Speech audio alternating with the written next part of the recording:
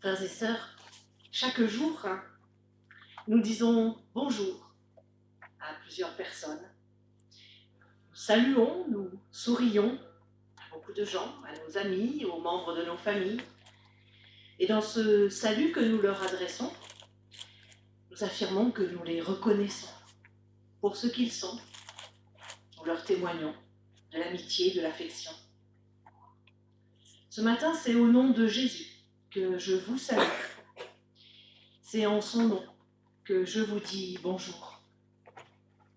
Et si je vous salue au nom de Jésus, cela veut dire qu'il connaît chacun, chacune d'entre nous, qu'il est proche de nous, qu'il est présent au milieu de nous.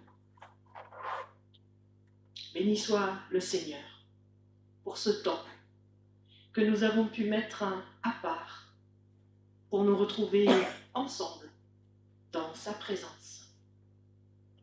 Amen.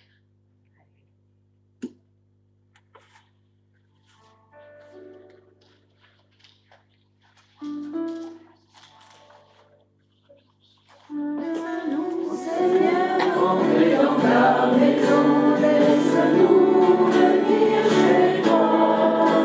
Laisse-nous, Seigneur, partager ta moisson, laisse-nous chanter avec toi. Avant de fête, alléluia, lumière et fête, alléluia. Laisse-nous, Seigneur, entrer dans ta maison, laisse-nous venir chez toi. Laisse-nous, Seigneur, partager ta moisson, laisse-nous chanter avec toi. Soleil de fête, alléluia, Jésus mon toi, alléluia.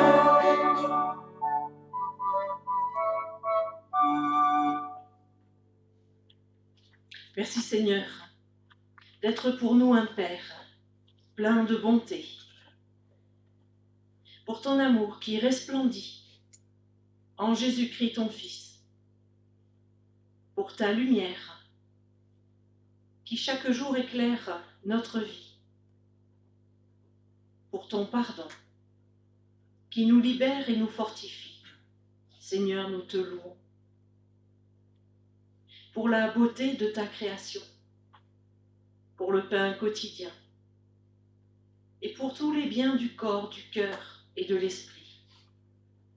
Seigneur, nous te bénissons. Pour la réalité de ton Église, pour la communion avec nos frères, nos sœurs, pour la rencontre de notre prochain. Seigneur, nous t'adorons. Amen. Et je vous propose de chanter le psaume du jour, le psaume 146. Il n'est peut-être pas très connu, mais à la troisième strophe, on devrait y arriver. On va chanter, pour ceux qui ont les livres, les carnets de chant, les strophes 1, 4 et 5.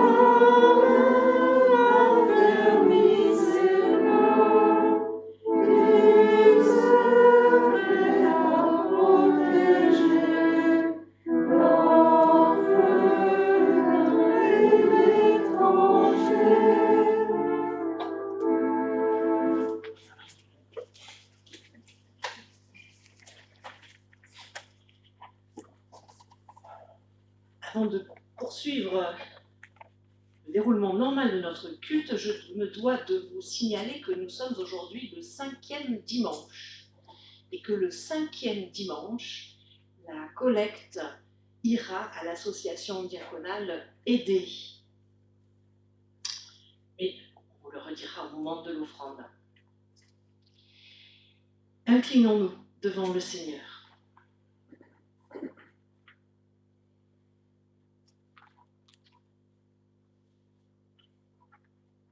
Seigneur, toi qui es source de lumière et de vie, sanctifie-nous, éclaire-nous, transforme-nous. Dieu des prophètes, Père de Jésus-Christ, toi qui étais, qui est et qui viens, notre Créateur et notre Juge, nous voici tels que nous sommes. Pardonne notre péché, nos cœurs insensibles, nos égoïsmes, nos lâchetés, notre manque de foi. Oui, nous voulons te chercher, Seigneur de vérité, Dieu de bonté et de lumière. Nous avons tellement besoin de toi et des transformations que tu opères. C'est de toi que nous avons tout à apprendre. Regarde-nous, regarde notre monde et renouvelle en nous la vision de ton royaume, qui est justice, amour et grâce. Amen.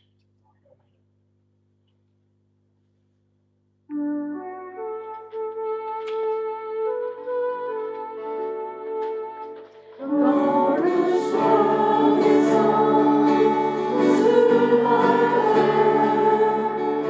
montre-toi vivant à mon cœur.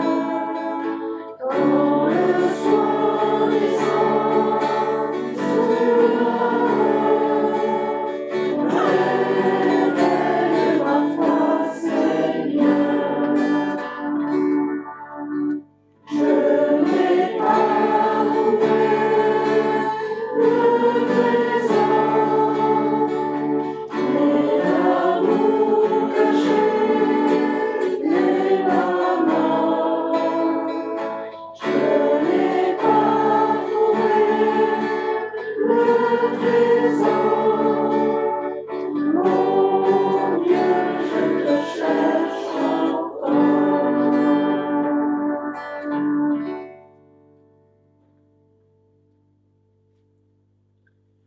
où est l'Esprit du Seigneur, là est la liberté.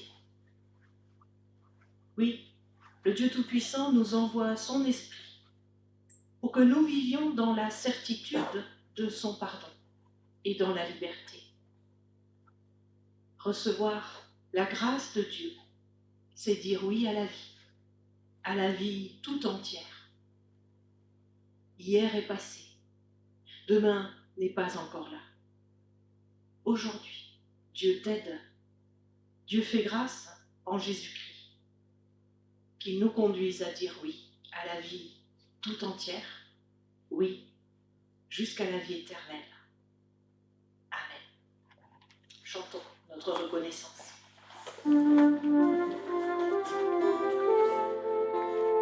Le Seigneur seul est ma lumière, ma délivrance et mon ami.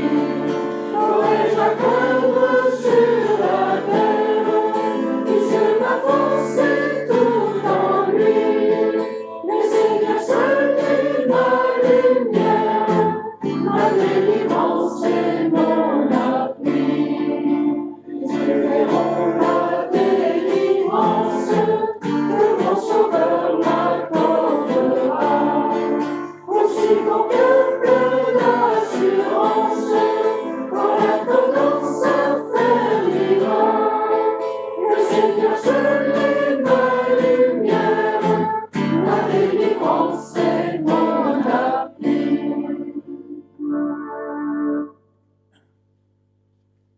Écoutons la volonté du Seigneur avec quelques versets dans l'Épître aux Éphésiens. Ne proférez plus de mensonges, que chacun dise la vérité à son prochain, que le soleil ne se couche pas sur votre colère, que celui qui volait ne vole plus, mais qu'il s'adonne à la solidarité en secourant les nécessiteux. Ne colportez nul mauvais propos, mais proclamez toute bonne parole capable d'édifier, de réjouir, de consoler ceux qui l'entendent. N'attristez pas le Saint-Esprit de Dieu, maître de votre salut. Aigreur, emportement, colère, clameur, outrage doivent être chassés de vos vies. Au contraire, soyez bons et compatissants, les uns pour les autres. Pardonnez-vous mutuellement, puisque Dieu en Jésus-Christ vous a déjà pardonné.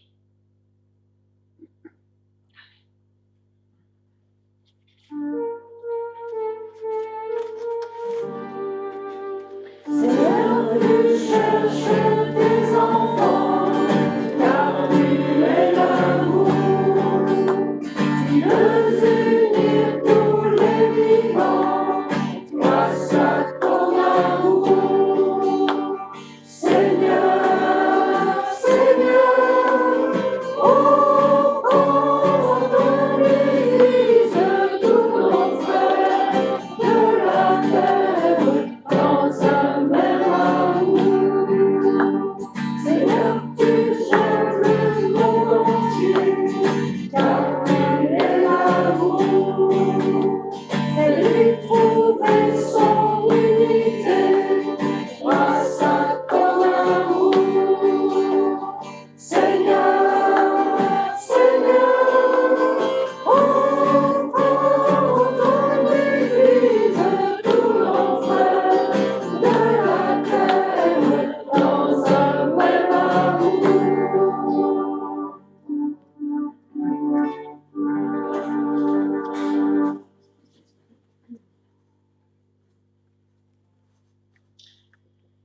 Dans le psaume 119, nous trouvons ces béatitudes. Heureux ceux qui sont intègres dans leur voie, qui marchent selon la loi du Seigneur. Heureux ceux qui gardent ses préceptes, qui le cherchent de tout leur cœur. Alors, avec le psalmiste, je vous invite à prier. Seigneur, montre-moi la voie de tes chemins, pour que je les suive en tout temps. Donne-moi l'intelligence, pour que je garde ta loi et que je l'observe de tout mon cœur. Ta parole est une lampe à mes pieds, une lumière sur mon sentier. Tu es mon asile et mon bouclier. Je m'attends à ta parole. Oui, Seigneur, éclaire-nous et conduis-nous par ta parole et par ton esprit.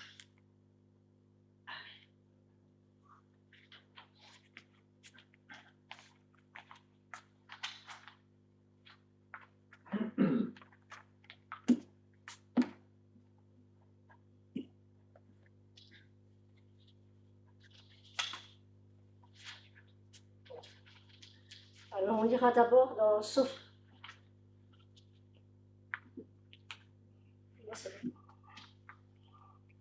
Sophonie, chapitre 2, verset 3.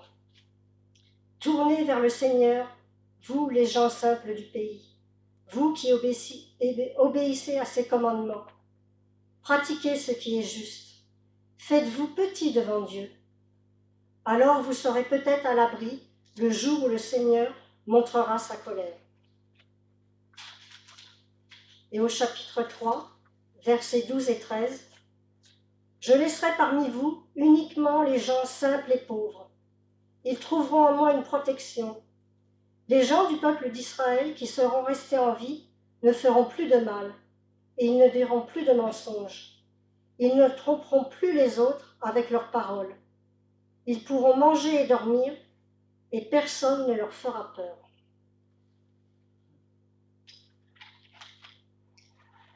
Et dans Corinthiens,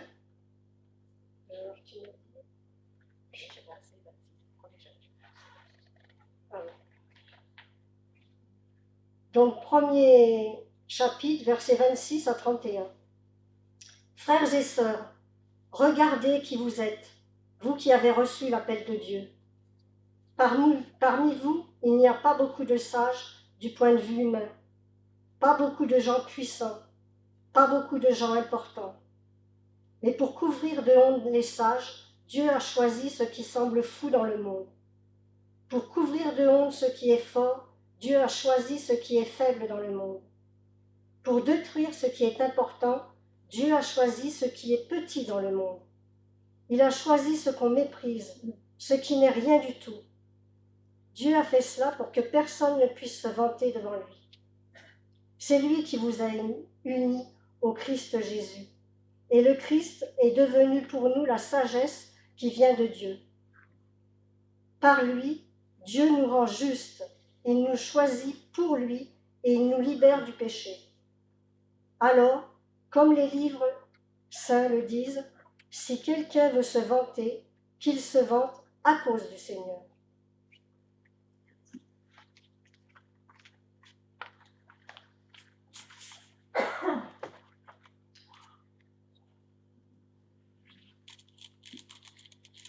Alors, au lieu de chanter tous ensemble, je vais inviter nos amis tahitiens qui m'ont proposé de nous chanter un chant tahitien. Vous voulez peut-être venir devant ou comme je sais pas. Vous restez là?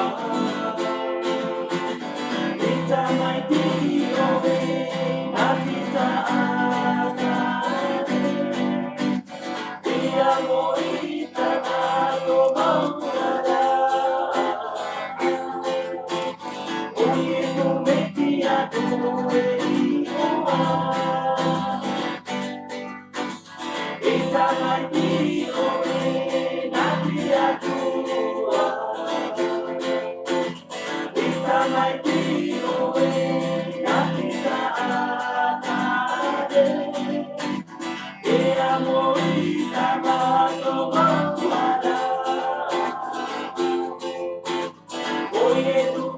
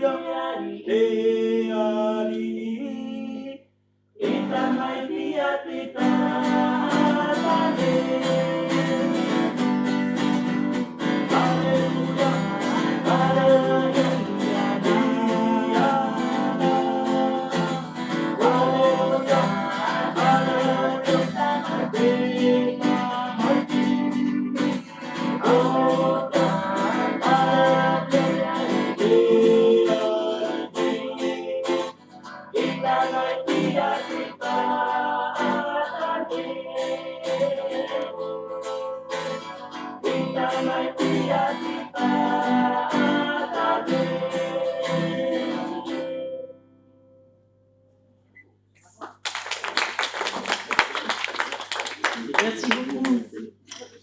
Il nous arrive de l'église évangélique en en Polynésie française. Je me mélange. Voilà.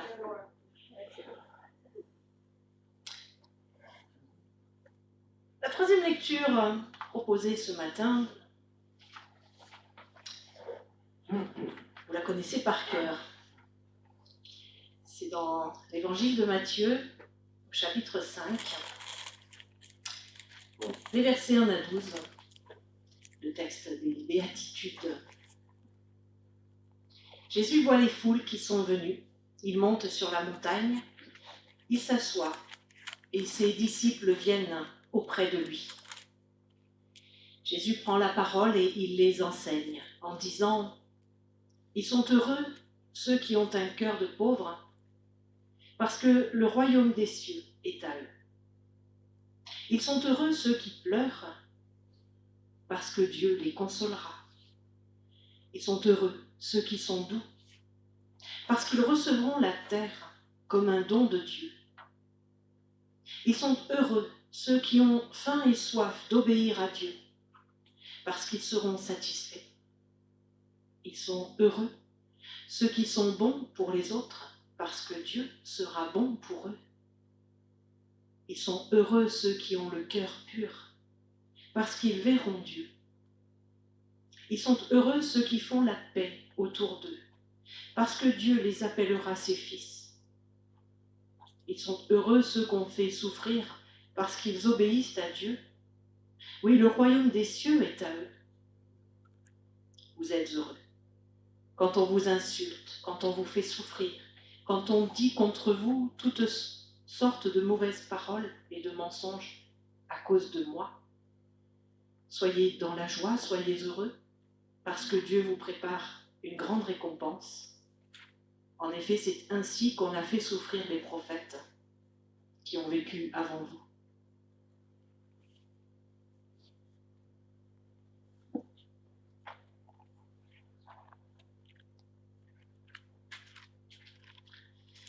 Considérez, frères, qui vous êtes. Il n'y a parmi vous ni beaucoup de sages, ni beaucoup de puissants, ni beaucoup de gens de bonne famille, dit Paul. Tandis que Sophonie appelle les humbles et les pauvres à se tourner vers le Seigneur. Et que Jésus, avec les béatitudes, déclare heureux ceux qui ne le sont pas, à vue humaine. Les pauvres, ceux qui pleurent, ceux qui souffrent, ceux qui sont persécutés. Voilà qui pose un certain cadre, un cadre qu'on peut avoir envie de récuser violemment, à la suite de grands penseurs, mais aussi de beaucoup de gens. Récuser une vision de la religion, je mets le mot entre guillemets, qui se satisferait du statu quo, de la souffrance, en invitant simplement les plus malheureux à prendre leur mal en patience, en leur promettant la félicité pour plus tard, pour une autre vie. Récuser l'idée que nos pleurs, nos peines nous permettraient de nous rapprocher de Dieu en nous ouvrant un chemin direct vers le paradis.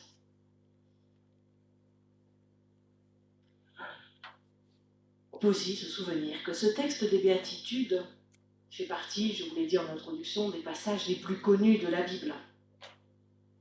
Il est médité, récité quotidiennement par beaucoup de personnes qui y trouvent un appui, un appel et la source d'une grande joie. Les Béatitudes s'adressent en premier lieu aux disciples. Il y a toute la foule, bien sûr, mais il y a d'abord autour de Jésus les disciples. Et c'est pour eux que Jésus parle. C'est eux qui enseignent.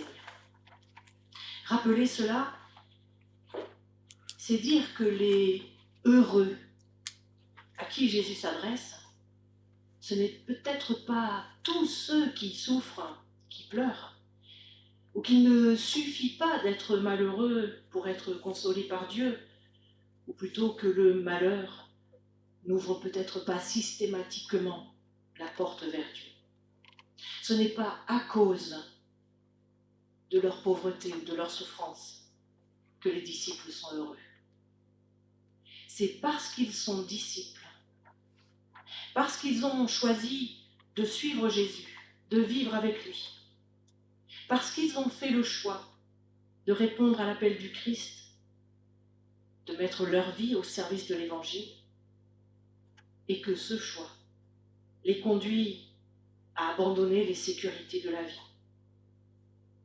Ils sont heureux dans la mesure où ils peuvent vivre leurs difficultés devant Dieu, en se sachant accueillis, accompagnés. Nous vivons dans un monde qui refuse les difficultés, qui refuse les limites. Commençons à prendre douloureusement conscience que les ressources de notre planète ne sont pas infinies. Mais nous avons bien du mal à accepter nos limites personnelles. Il faut dire que les modèles que notre société nous propose sont jeunes et milliardaires, en bonne santé et sans défaut physique. Et nous escamotons la mort, le grand âge, le handicap, la faiblesse, la pauvreté, en enfermant les personnes, en les excluant de nos lieux de vie, en détournant nos regards, comme pour oublier que nous sommes tous mortels, que la condition humaine comporte une part de souffrance, de faiblesse. Nous vivons comme si la maladie, la pauvreté, la mort ne nous concernaient pas. Comme si par notre seule volonté, nous pouvions nous extraire de ces contingences. Alors je crois que les textes d'aujourd'hui nous invitent tout d'abord à la lucidité. Considérez, frères, qui vous êtes. Heureux, les pauvres, les doux, ceux qui pleurent. À la lucidité et pas au dolorisme. Jésus ne nous demande pas de chercher à souffrir volontairement, mais à la vérité sur nous-mêmes, à l'acceptation de notre humanité. Et puis à nous engager sur le chemin des disciples, à mettre nos pas dans ceux du Christ. Il est celui qui a vécu véritablement les béatitudes, qui les a incarnées dans sa vie, et il nous accompagne pour que nous puissions, nous aussi, les vivre, ou du moins essayer. Il ne s'agit pas évidemment de faire des béatitudes des nouveaux commandements, d'en faire une loi, mais en y reconnaissant l'image de Jésus, l'image de celui que nous appelons notre Maître, notre Seigneur, d'y reconnaître aussi l'image vers laquelle nous pouvons tendre, l'image de celui, de celle que nous sommes appelés à devenir. La bonne nouvelle que prêche Jésus, c'est que Dieu est un Dieu qui fait grâce, qui nous accueille tels que nous sommes, avec nos limites, avec nos faiblesses. Un Dieu devant qui nous n'avons pas à rougir, de pleurer ou d'être pauvres. Un Dieu devant qui nous pouvons nous montrer dans notre vérité. Et ce Dieu de grâce est celui qui nous guide sur le chemin de la conversion, de la transformation. Pas pour que nous devenions quelqu'un d'autre, des gens parfaits, des surhommes, mais pour que nous devenions pleinement nous-mêmes, libérés des aliénations, des peurs, des contraintes. Par son esprit, Dieu agit en nous, il nous transforme. Il nous entraîne ainsi à agir nous-mêmes pour transformer notre monde, pour poser des actes qui manifestent notre confiance en lui. Alors que ce chemin des béatitudes nous guide chaque jour un peu plus vers le Christ, qu'il fasse de nous des témoins de la grâce, de l'accueil du Seigneur. Amen.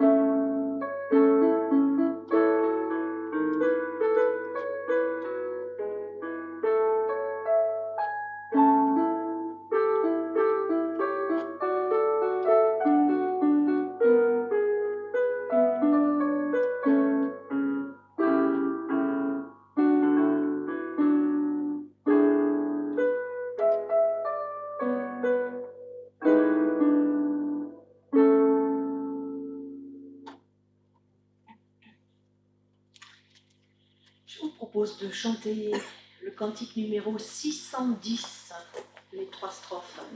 610.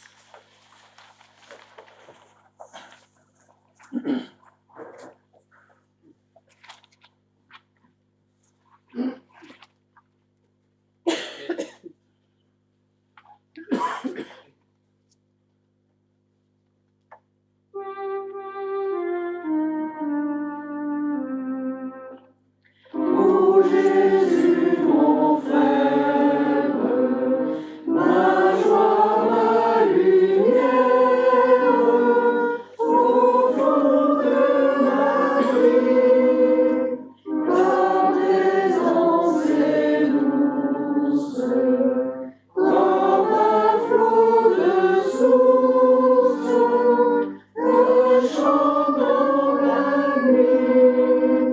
Jésus, prince de la vie, tout le temps et tout l'espace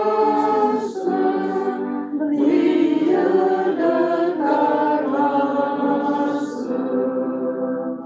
Au temps de l'épreuve, que la joie demeure.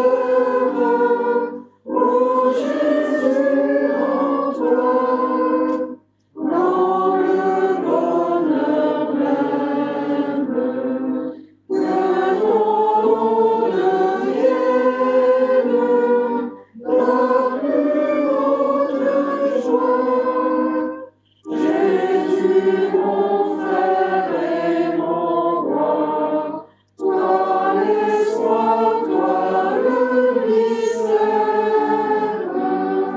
la paix de la terre.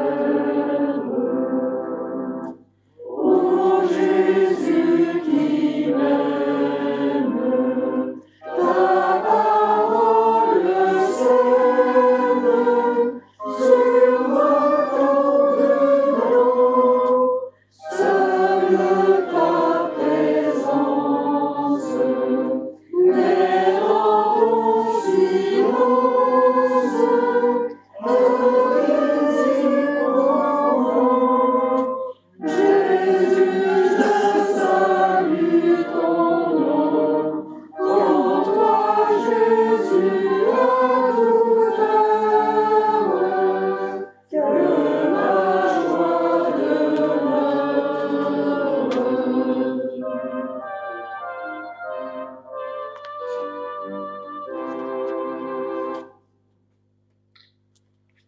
Nous confessons notre foi avec le texte numéro 5.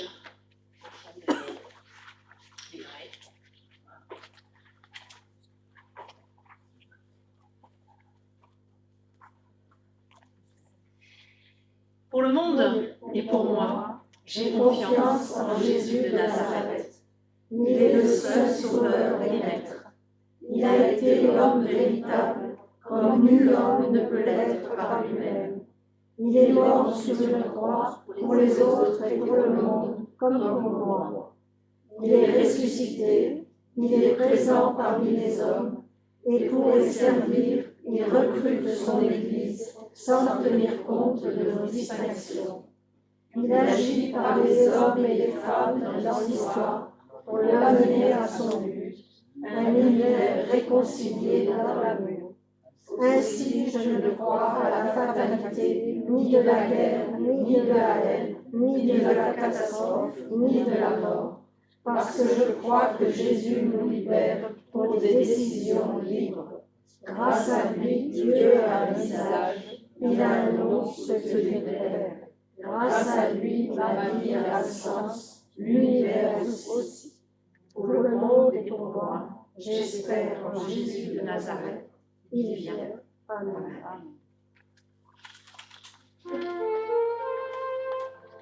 Au dernier jour du grand retour, l'amour du Christ triomphera. Plus de haine, plus de guerre, plus de larmes ni d'effroi. Oui, nous croyons en cet amour qui a conduit Voyons au jour de Pâques, au triomphe du Seigneur.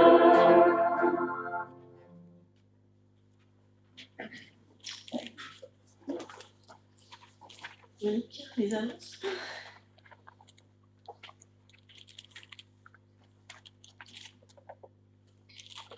Donc il y a la reprise de l'atelier créatif à partir de jeudi à 14 h et ce sera tous les jeudis.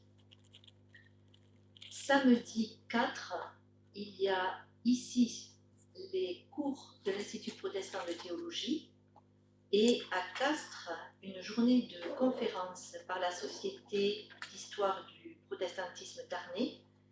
Le thème, c'est les protestants pendant la Deuxième Guerre mondiale. Dimanche prochain, il y a le repas de paroisse. Armande nous en dira un petit mot. Lundi, il y a le partage œcuménique, donc lundi 6 à 17h30, le lundi 6 à 17h30, pas celui-là. Oui, lundi. C'est le 5 ou le 6 ? Le 6. Lundi 6, le lundi 6 à 17h30. Le mardi 7, il y a la réunion de préparation de la journée mondiale de la prière. S'il y a des personnes qui sont intéressées, pour participer, vous pouvez me demander des renseignements. Le CP, le conseil presbytéral, le mercredi 8 à 17h. Et le même jour, il y a pause prière à 20h. Nous avions prévu la mise sous pli du lien le jeudi 9. Je ne sais pas si c'est toujours... Le 8, avant le CP. Avant le CP, d'accord. Et le dimanche 12, l'école biblique et le catéchisme. Et je laisse la parole à Armand.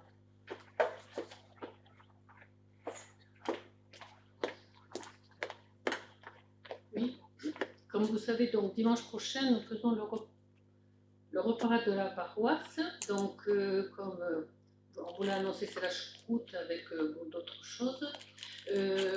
La participation est donc de 20 € et on vous demande d'amener que vos couverts et les verres, parce que je crois qu'il y aura de la bière avec.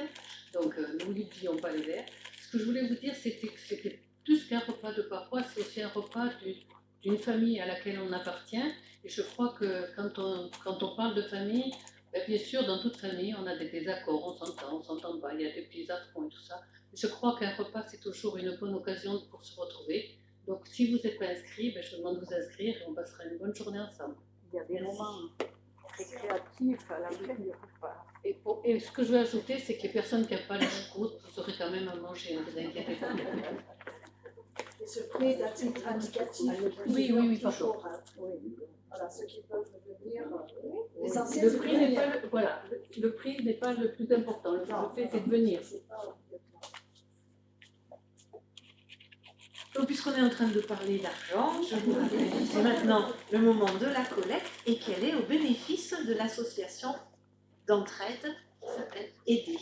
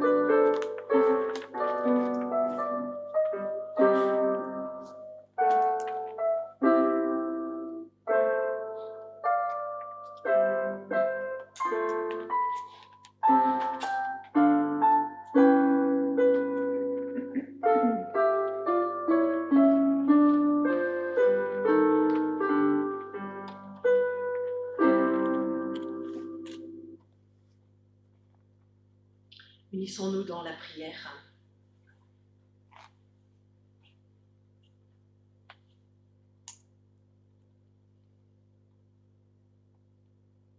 Seigneur, nous avons besoin que tu nous donnes de la force d'aller vers les autres, de partager la bonne nouvelle. Donne-nous le courage de nous tenir dans l'humilité, pour ne pas imposer notre volonté au nom de la tienne.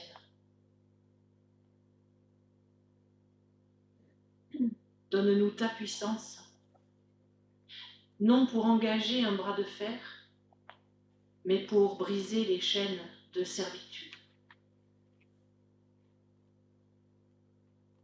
Donne-nous ta vigueur, toi qui donnes et redonnes la vie,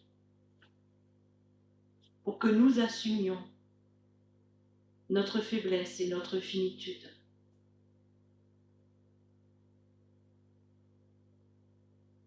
Rappelle-nous qu'être humain, ça n'est pas être le plus fort, mais c'est être en relation avec les autres. C'est se reconnaître toujours imparfait, inabouti. Nourris-nous de ton souffle saint. Mets en nous un esprit d'amour, de consolation, de réconciliation, d'ouverture vers les autres.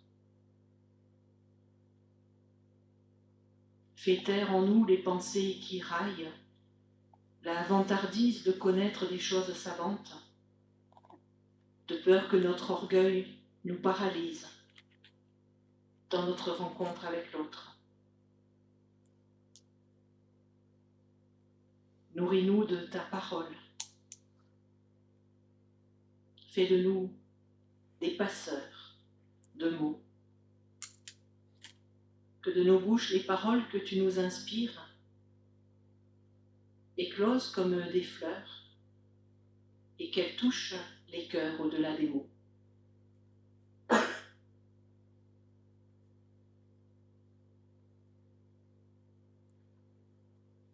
Nous te remettons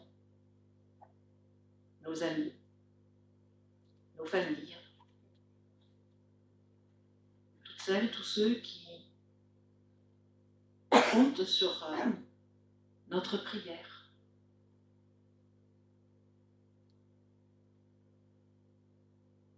Et nous rassemblons toutes nos intentions en te disant ensemble, notre Père, qui es aux cieux, que ton nom soit sanctifié, que ton règne vienne, que ta volonté soit faite sur la terre comme au ciel.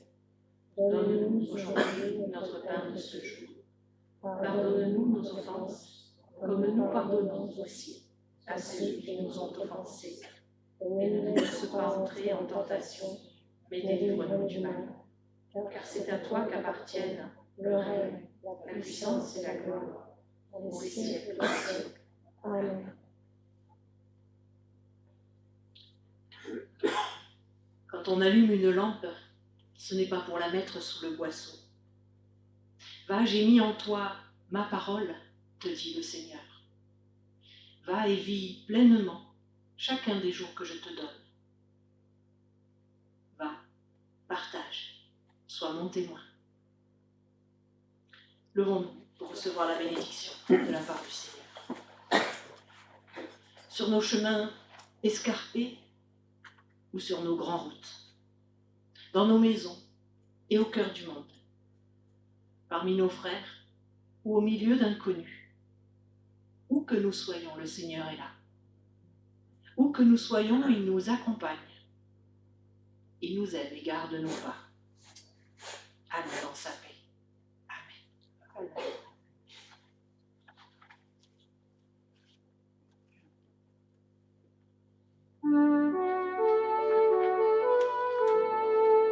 Pour cette dimanche bonheur, Alléluia, que tu as mis dans mon cœur.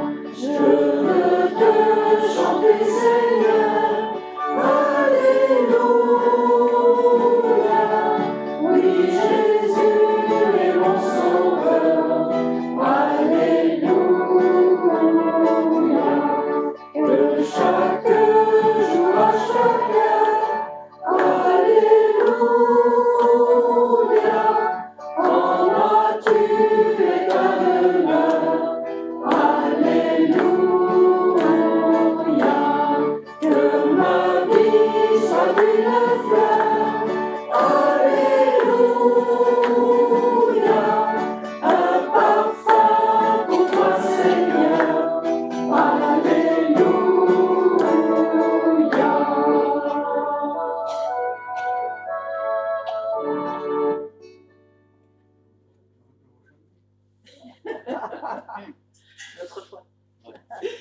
Bon dimanche, bonne semaine à tous. Bon dimanche.